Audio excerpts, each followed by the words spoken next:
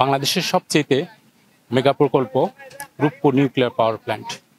এই Rooppur nuclear power plant এবং green city এর সামনে দিয়ে যাতায়াতের একমাত্র রাস্তা হচ্ছে আইকে রোড, যে আইকে রোডটি লালন শাহ সেতু এবং আলহাজ মোড় মোট ৮ কিলোমিটার পর্যন্ত।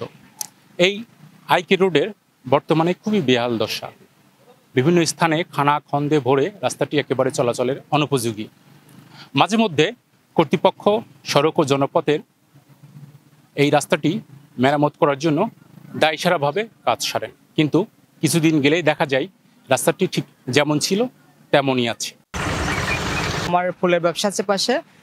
এই আইকে রোডটা এখানকার জনবহুল এবং প্রয়োজনীয় একটা রোড, যেটা বিশেষ করে রাশিয়ানদের জন্য এবং আমার প্রজেক্টের কর্মীদের জন্য একটা খুব গুরুত্বপূর্ণ একটা রোড। আমি এই রোডটা জোরালোভাবে সংস্কার দাবি জানাচ্ছি। Дорога на территории Грин-Сити ужасная. Эту бы дорогу желательно бы починить. কারণ বর্ষাকালে যেমন আমরা কাদাই পরিভূত হই, তেমনি যদি রোদ ওঠে তাহলে ধুলাতে অন্ধকার হয়ে যায় এই অঞ্চলটা।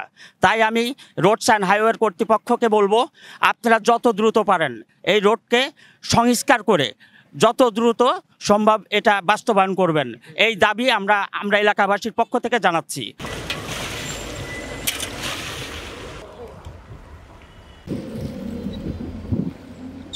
ঈশ্বরদী উপজেলার ৭-৮ লক্ষ লোক সহ বাংলাদেশের সবচেয়ে বড় প্রজেক্ট রূপপুর প্রকল্পের বিদেশি প্রায় ৩৫,০০০ লোকের ঈশ্বরদী শহরের সাথে একমাত্র যাতায়াতের এই রাস্তা, মেইন রাস্তা, ৪-৫ বছর যাবৎ বেহাল অবস্থায় পড়ে আছে।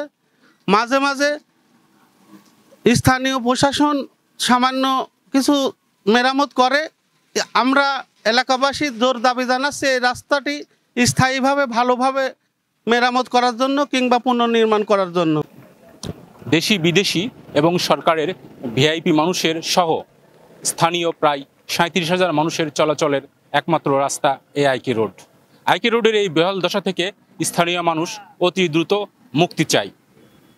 সরকারের সংশ্লিষ্ট কর্তৃপক্ষ দ্রুততম সময়ে রাস্তাটি স্থায়ীভাবে মেরামত করবেন, যাতে এই রাস্তাটি দীর্ঘদিন চলাচলের উপযোগী থাকে।